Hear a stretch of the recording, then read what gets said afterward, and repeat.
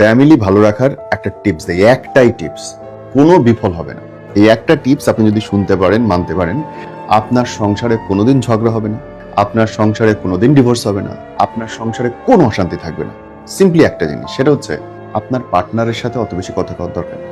ওর মাথার মধ্যে কি চলতেছে, আপনার মাথার মধ্যে কি চলতেছে, আপনার জানার দরকার নেই, ওর জানার দরকার।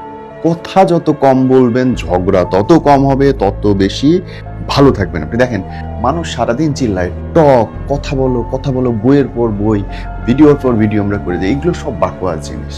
বাইরে দুইটা আলাদা মানুষ এক জায়গায় বছরের পর বছর এক রুমের মধ্যে, আপনি বোঝেন এটা জেলখানা হচ্ছে ছোট কিছু, মোটেই না। কথা যত বলবেন তত ঝামেলা বাড়বে, কারণ আপনার কোনো কথা একদম তার পছন্দ হবে ভাবার কোনো কারণ নেই। আপনার কথা 99% কথা তার পছন্দ হবে, আবার তার কথা 99% কথা আপনার পছন্দ হবে না। তাহলে কি হবে? 99টা নতুন করে ঝগড়ার ইস্যু তৈরি হবে। কি দরকার ব্রাদার? চুপচাপ থাকেন, শান্তিতে থাকেন, কথাবার্তা বাদ দেন, একজন আরেকজনকে হেল্প করেন যে ভাই ঠিক আছে, আমি তুমি ক্রাইম পার্টনার, আমি তুমি লাইফ পার্টনার, আমরা একসাথে জীবনটা সুন্দর করে কাটায় যাবো। তাতে কি লাগবে? তোমার যেটুকুতে আনন্দ হচ্ছে তুমি করো, আমার যেটুকুতে আনন্দ হচ্ছে, ক্ষতি হচ্ছে না, কারণ আমাকে করতে দাও। কাছে থাকো কিন্তু গায়ের উপরে উঠে থাকবে না। নাকের সামনে হাতটা নিয়ে যেরকম ধরে রাখলে আপনি মরে যাবেন নিঃশ্বাস বন্ধ হয়ে, ব্যাপারটা অনেকটা সেই রকম।